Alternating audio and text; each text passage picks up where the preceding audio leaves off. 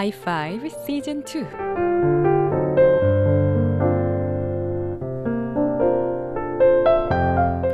오늘은 배화여대 교목이신 김영석 목사님의 메시지 준비했습니다. 우리 믿음의 다음 세대들이 이 방송 꼭 함께 하기를 바라면서 김영석 목사님 지금 만나봅니다.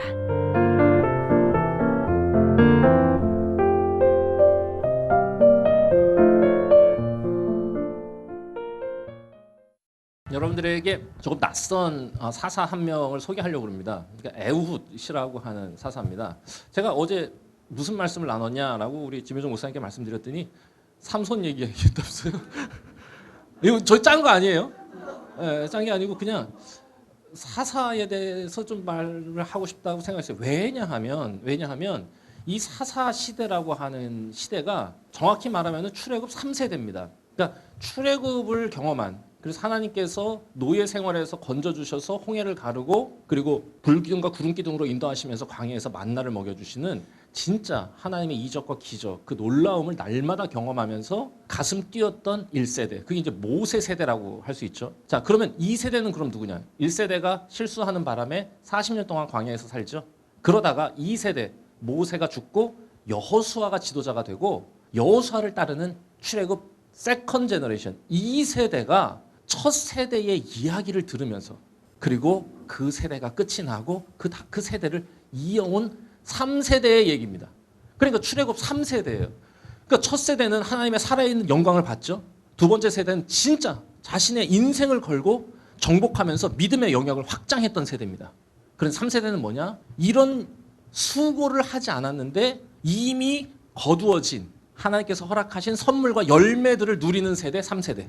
자, 그런데 성경이 이 3세대에서 뭐라고 얘기를 하고 있느냐? 제가 한번 읽어드릴게요. 그 세대의 사람도 다 그 조상들에게로 돌아갔고 2장 10절인데요. 그 후에 일어난 3세대.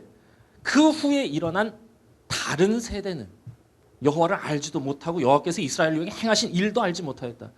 하나님에 대해서는 관심도 없고 하나님 행하신 일 따위에는 그냥 뭐 별로 눈길도 주지 않던 사람들이다 라고 하는 거예요. 은혜를 구하지도 않고 관심도 없었던 사람들이다. 그래서 그걸 뭐라고 얘기했냐? 그 후에 일어난 다음 세대라고 해야 맞아요. 그런데 여기 뭐라고 써 있어요? 아까 제가 다른 세대예요. 이게 넥스트 제너레이션이 아니야. 그냥 디퍼런트 제너레이션이야. 다르다. 얘네 좀 달라. 맞아요. 여러분들은 좀 다르세요. 아세요? 그래서 여러분들을 Z라고 부릅니다. 제가 X거든요. 제가 93학번이라서 제가 X예요. X는 달랐어요. 기성세대가 달랐어, 우리는. 그런데 저희와 여러분들은 진짜 달라. 여러분들은 손에 핸드폰을 들고 태어난 세대예요. 완전 우리랑은 다릅니다. 그냥 반응하는 게 완전히 다르고 저는 학교에서 20살, 21살 되는 청년들을 만나고 있잖아요. 그냥 얘네들은 그냥 저랑은 다른 종족 같아요. 생각하고 말하고 반응하는 게 완전히 다르니까. 더군다나 이 친구들에게는 기독교에 대한 존중감이라는 건 전혀 발견하기도 어렵습니다. 오히려 혐오감에 더 가까워요. 그래서 저 같은 이제 교목들이 1년에 한 번씩 다 모여가지고 회의를 하거든요. 그래서 이 대학교 교목들의 교육 목표를 정합니다. 뭐를 정하지 아세요? 학생들의 복음화, 제자화, 뭐 이런 거 딱. 이거 교회에서 이런 거 딱 쓰죠. 벌써 비웃음부터 나오죠. 불가능해 보이죠? 이런 거는 없었어요. 원래 없었고. 그 다음에 그나마 한 10년 전까지만 하더라도 뭘 목표로 삼았냐? 기독교에 대한 호감도 상승. 요게 이 기독교 교육의 목표였습니다. 자, 최근에 우리 10년 동안 변치 않는 우리의 목표 뭔지 아세요? Z, 여러분들을 향한 우리의 목표. 기독교 대학의 교목으로서의 우리의 목표는 기독교에 대한 혐오감 완화입니다. 그냥 달라요. 그러니까 저를 위해서 기도를 해주세요. 정말 힘들어요. 체프를 하려고 그러면요. 20살, 21살짜리 여자애들이 그냥 정상적일 때는 되게 괜찮은데 꼭 채플만 들어오면은 애들이 다른 사람들이 돼요.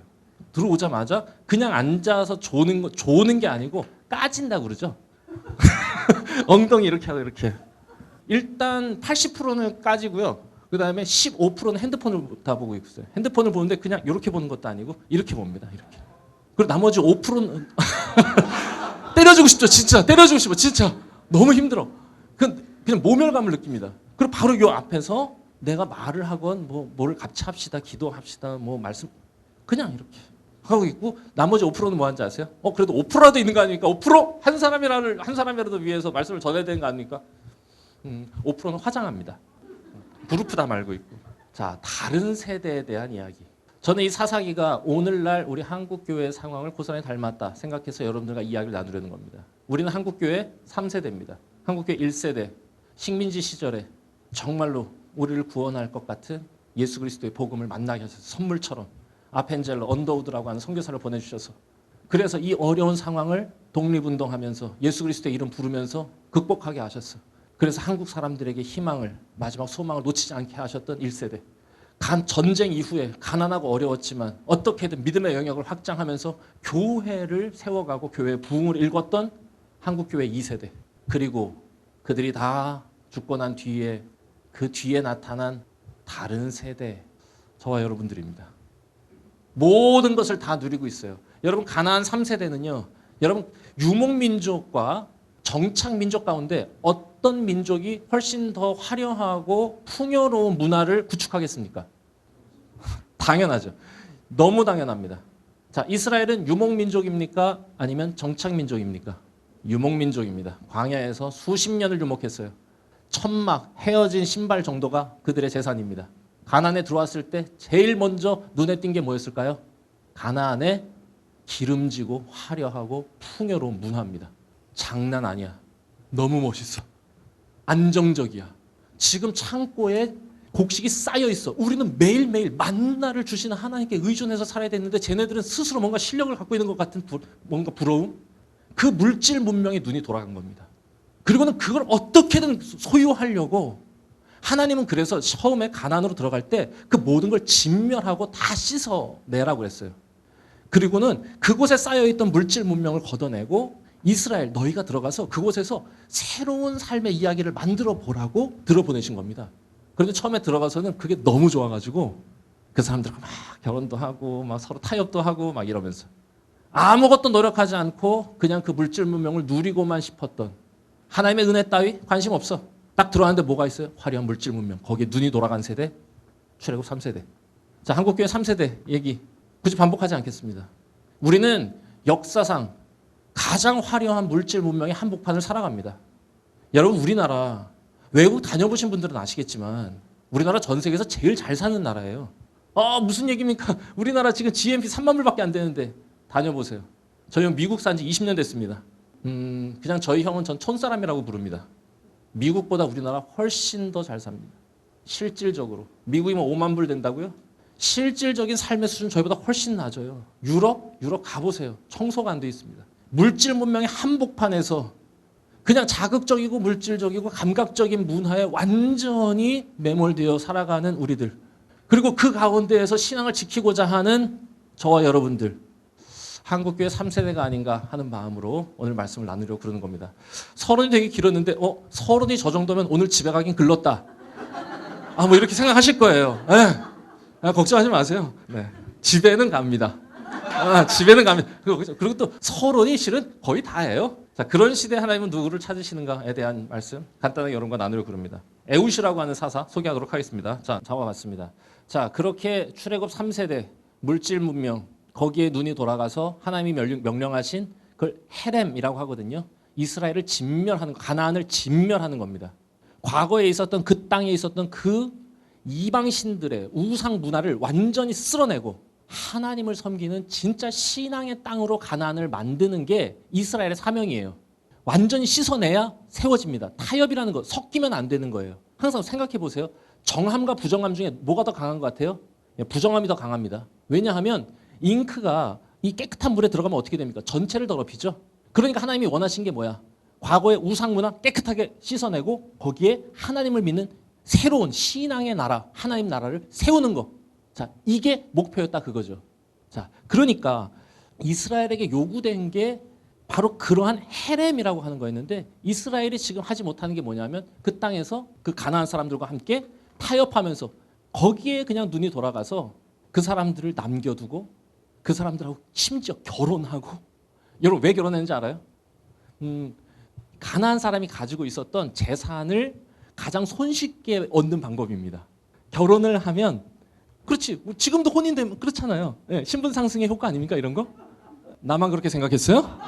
나만 속물이야? 야, 아니 뭐 한 번씩은 다 그런 생각 해보잖아요. 신데렐라 이런 거. 신데렐라 하면서 신데렐라 좋겠다 이런 생각 안 해요? 많이 하죠. 그렇죠. 이거 큰일 날 뻔했네 이 사람들. 신분 상승하고 그가 가진 이 재산을 같이 소유하고 싶어가지고 결혼하는 거예요. 단 결혼하게 되면 어떻게 돼? 내가 얻는 게 있으면 항상 기브 앤 테이크죠. 내가 가져가는 게 있으면 내가 주는 것도 있어야 돼. 뭐 그 사람의 문화를 인정해 줘야 돼. 존중해 줘야 돼. 그 사람이 믿던 우상을 인정해 줘야 돼. 그 사람이 살아가던 문화를 존중해 줘야 돼. 심지어 그들의 일부가 돼야 되는 겁니다. 그러니까 이 사사시대에 했던 일이 뭐냐? 그 물질 문명, 우상 문화와 결혼한 거야. 타협한 거야. 그냥 그럭저럭 모르겠다. 하나님이 여기에 살아가는 거 관심 없고 일단 나는 굉장히 마음에 드니까 이렇게 살아가겠다라고 한 겁니다. 자, 그 시대를 성경이 뭐라고 지금 고발하고 있느냐? 이렇게 표현합니다. 자, 12절에 보니까 이스라엘 자손이 여호와의 목전에서 악을 행했다. 자, 악을 행한 것 때문에 하나님이 이스라엘에게 어떤 징계를 내리시는지를 보세요. 이게 되게 중요한데 어떤 징계를 내리시냐? 보니까 하나님은 모압 왕 에글론을 통해서 이스라엘을 징계하셨다. 이렇게 돼 있습니다. 자, 하나님께서 이 에글론을 통해서 이스라엘을 징계하시는데 어떤 징계를 내리시는지 자, 그 다음 절을 보여주세요. 자, 13절 에글론이 암몬과 아말렉 자손들을 모아가지고 와서 이스라엘 쳐서 종려나무 성읍을 점령하였다. 자, 에글론을 들어서 하나님이 이 악을 행하는 이스라엘을 징계하시는데 뭘 하셨냐? 종려나무 성읍을 점령했답니다. 저걸 굳이 저렇게 저기에다가 명기를 했어요. 자, 종려나무 성읍이 어딘지 아세요? 모르지? 나만 아니까 기분 좋습니다. 자, 종려나무 성읍이 여러분 여리고예요. 여리고의 별명이 종려나무 성읍인데 이게 뭐냐면 그 지역은요 비가 1년에 30mm밖에 안 와. 그런데 종려나무가 뭐냐면 야자수입니다. 그런데 비가 30mm밖에 안 오는 동네에 야자수는 어디에 있어요? 감사합니다. 오아시스에 있어. 그 척박한 땅에 종려나무가 푸르게 자라있는 오아시스가 있는 곳. 그래서요 여리고는요 그 지역에서 제일 유명한 만년된 도시, 그 지역의 랜드마크입니다. 제일 화려한 문명이 있었고 가장 높은 성이 있었고 가장 강한 군대가 있었던 곳 여리고. 가장 잘 사는 사람들, 부자들이 모여있는 땅, 그게 여리고였습니다. 자, 그런데 이 여리고를 하나님이 언제 주셨어? 자, 이 세대가 여호수아와 같이 자 요단강을 딱 건너자마자 하나님께서 제일 먼저 싸우게 하신 게 어디? 여리고잖아. 자, 그러니까 이게 그냥 강 건너자마자 있는 조그만 동네를 주신 게 아니야. 그 지역의 랜드마크라니까. 그 지역에서 가장 화려하고 가장 유명한 도시를 하나님께서 강을 건너자마자 하나님이 이스라엘에게 선물로 상징처럼 주신 겁니다. 이 땅이 너희 거라고. 그런데 그 땅을 어떤 방법으로 주셨어? 이스라엘의 전투력을 사용하셨습니까? 아니에요. 이상한 방법으로 합니다. 그냥 도는 거야. 7바퀴 하루에 한 바퀴씩 돌고 마지막 날은 7바퀴를 돌고 소리 지르라고 그래요. 그냥 야 이렇게 이렇게 하면 내가 주겠다. 근데 그걸 또 믿고 돌아. 정말로 기적처럼 여리고는 무너졌어요. 너무 할 얘기가 많죠, 이 여리고는? 자, 그걸 하나님이 주셨다는 게 뭐냐? 하나님이 선물로 주셨다는 겁니다. 그래서 이스라엘에게 이 여리고는요, 하나님의 영광의 상징이었어요. 성경에서 하나님의 영광이라고 하는 건 항상 하나님의 임재를 얘기합니다. 여러분들이 아까 하나님의 영광 이러면서 찬양했는데 그 영광이라는 건 하나님의 임재라는 거야. 이 여리고는요 하나님이 우리와 함께 하신다는 하나님 임재, 하나님 영광의 상징이었는데 자, 하나님이 이스라엘이 아까 얘기한 대로 타협하고 신앙의 하나님 나라를 세워가는 게 아니라 물질 문명에 눈이 돌아가가지고 그들과 타협하고 결혼하고 그들의 문화를 인정하고 우상 숭배하는 일에 동조하는 일을 보고는 화가 나가지고 하나님께서 징계하신 게 뭐냐? 하나님께서 영광스럽게 선물로 주셨던 여리고를 빼앗아 가셨다는 겁니다. 거저 주신 하나님의 영광을 하나님이 다시 돌이키셨다. 여러분, 저는 이 이야기를 읽으면서 이상하게 무엇과 오버랩 되느냐? 오늘 우리 한국교회 상황이 오버랩 되는 거야. 여러분, 한국교회 어려워지고 있다는 얘기 너무 많이 들으시죠, 지금? 여러분도 느끼시죠? 제가 고등학교, 저 대학교 때만 하더라도 복음화율이 몇 프로 되는지 아세요? 25%입니다, 25%. 지금 몇 프로 나오는지 아세요? 3%, 4% 나옵니다. 여러분, 줄고 있는 숫자 가지고 계속 얘기하는 거, 이젠 더 이상 귀가 정말 따갑도록 너무 많이 들었어. 그런데 여러분, 진짜 위기는 뭐냐? 교회의 수가 감소하고 있다는 게 아니라 우리가 정말로 관심 가져야 되는 거, 교회의 영광을 잃었다는 거예요. 더 이상 제가 아까 처음에 시작하면서 기독교 혐오 시대라고 그랬죠. 교회의 교자만 얘기하면 혀부터 차는 시대. 사람들은 교회에 대한 반감이 너무 커. 왜 그런지 알아요? 우리가 그동안 뭐 했기 때문에? 출애굽 3세대처럼 살았겠어 그래. 하나님 얘기하면서 실은 물질 문명, 우상 숭배 누구보다 앞장섰기 때문입니다. 이걸 부끄러운 줄도 모르고 쪽팔린 줄도 모르고 자랑 삼아 얘기했어. 이게 출애굽 3세대 현상이에요. 그냥 저는 에웃의 이야기를 듣는데 오늘 우리의 얘기를 하는 것 같아. 하나님께서 우리 교회의 영광, 여러분 우리가 뭘 잘해서 한국교회에게 영광 주셨습니까? 여러분 세계교회가 한국교회를 바라보고 있어요. 한국교회는요 불과 우리가 선교 받은 지 200년도 안 됐는데 너무 어마어마한 결과를 갖고 있는 거야.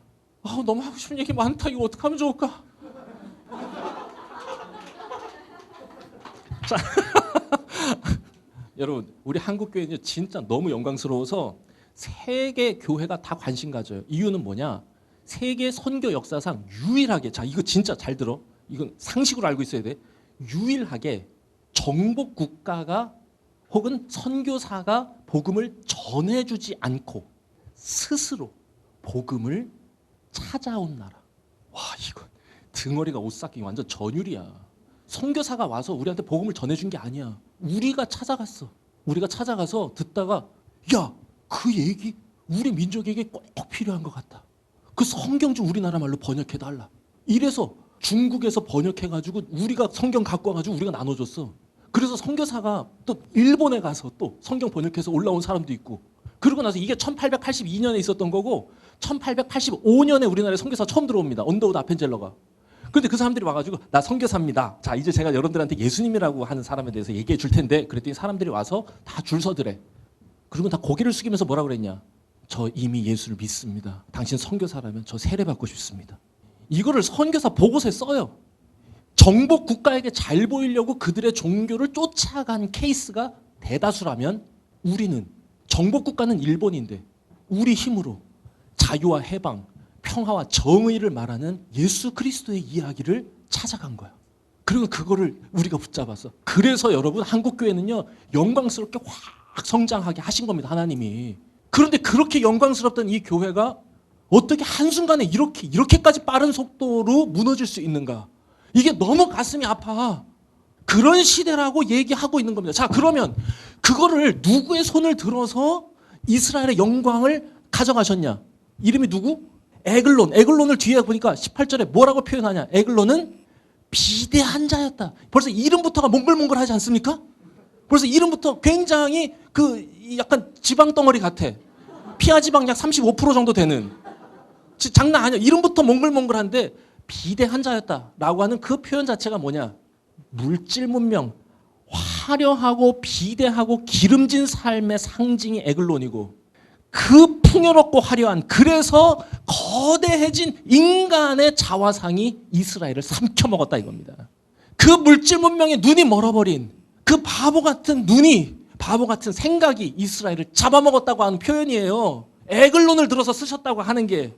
자, 그러면서 우리가 이 이야기에서 눈여겨봐야 될 게 뭐냐? 그런 시대에 이스라엘을 구원하는 자를 누구를 사용하셨는가? 자, 이 이야기는 실은 하나님은 그 시대에 어떤 사람을 찾으시는가라고 하는 메시지로 우리가 들을 수 있어야 한다. 전 오늘 여러분과 이 이야기를 나누려고 한 겁니다. 그 시대에 누굴 쓰셨나? 오늘 제가 소개하고 싶은 사사가 누구라고요? 에훗이요. 맞아요. 하나님은 에훗을 쓰셨습니다. 저는 이 에훗에서 두 가지를 여러분과 나누고 싶은데, 첫 번째는 뭐냐? 첫 번째는 이름에서 그 의미를 찾았어요. 자, 이름이 뭐냐? 에호드예요. 에훗인데 이게 에하고 호드가 합친 겁니다. 자, 에가 뭐냐? 영어로 하겠습니다. Where is입니다. Where is. 자, 호드가 뭐였어? 호드. 요거 아무도 몰라. 너무 좋아. 이럴 때 제일 좋아. 야, 자, 호드가 뭐냐? Glory입니다. Where is glory? 이름이 뭐야? 이름이 영광 어디 간 거야? 이게 이름입니다.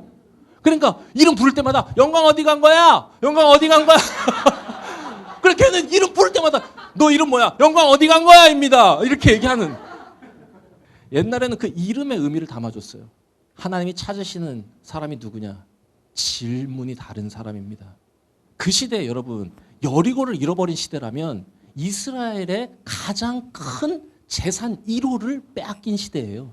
그들이 그토록 동경했던 화려한 삶, 부유한 삶의 상징을 빼앗겨버린. 그런데 그 시대에 뭘 찾는 자냐?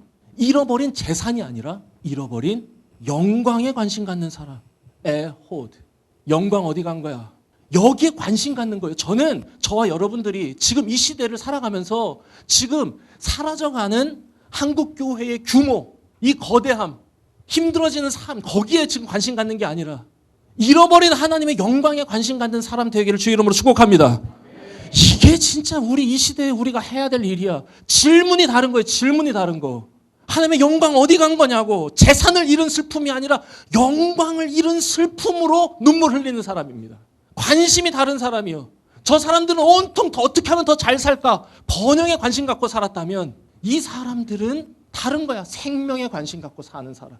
그 사람을 하나님이 저는 쓰신다라고 생각해요. 그리고 질문이 다르다고 하는 건 뭐냐? 하나님의 영광 어디 간 거야? 그 영광을 찾는다고 하는 거 자기의 문제를 넘어서 하나님의 나라, 하나님의 임재에 관심 갖는 거예요. 그 영광에 대한 질문을 가진 사람. 온통 우리는 다 자기 문제에만 너무 매몰돼서 살아가잖아요. 나는 어떻게 행복하게, 나는 어떻게 더 기쁘게, 나는 어떻게 부자가 되고, 나는 어떻게 누구를 여러분, 이게 성경이 이 지적하고 고발하는 인간의 가장 근본적인 문제예요. 그 뭐냐? 자기라는 감옥을 깨고 나올 힘이 없다는 겁니다. 온통 지 생각만 해.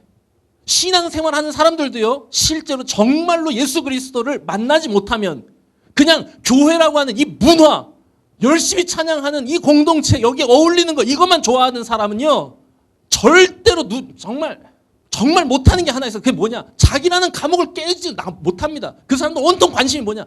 내가 이 교회에서 뭘 얻을 것인가? 나는 여기에서 어떤 기쁨을 누릴 것인가? 이래서 예배 드리다가 뭔가 자기가 기분이 좋아가지고 막 찬양하면서 눈물 흘리지.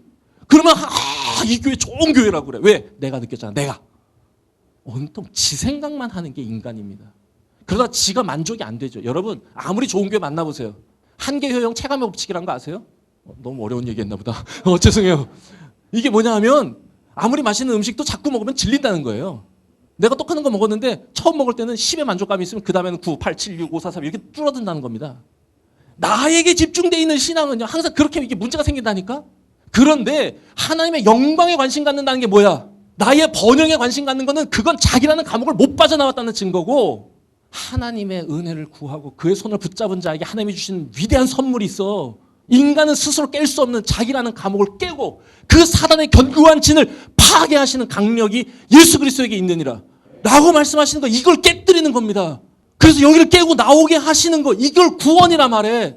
그래서 하나님 사랑하게 되고 이웃을 사랑하게 되는 거야. 그 전에 뭘 사랑했어? 자기만 사랑했어. 그런 자가 하나님을 사랑하고 다른 사람을 사랑하는, 다른 사람을 위한 존재, 하나님을 위한 존재가 되는 걸 구원이라 얘기하는 거예요. 이 에웃이라고 하는 사람이 어떤 사람이었냐? 관심이 다른 사람이야. 자기의 관심에 사로잡혀 있는 이기적인 존재, 괴물 같은 존재가 아니라 그걸 넘어서 하나님께서, 이 세상을 창조하신 하나님이 우리 이스라엘에게, 나에게 요구하시고 기대하시는 바에 응답하려고 하는 관심이 다른, 눈에 보이는 가시적이고 자극적인 이 세상의 문화, 여기에만 반응하는 게 아니라 그 너머를 볼 수 있는 사람. 하나님의 영광 어디 간 거야? 이건 눈에 보이는 자극적인 그 문화, 그 너머, 보이지 않는 세계를 보는 눈을 가졌다는 뜻이에요. 오늘 하나님을 찬양하는 것처럼 10년 뒤에도 20년 뒤에도 보이는 세상 그 너머를 볼 수 있는 믿음의 시력이 있으셔서 날마다 하나님의 영광 어디 있느냐 질문하는 하나님의 도구들이 다 되기를 주의 이름으로 축복합니다.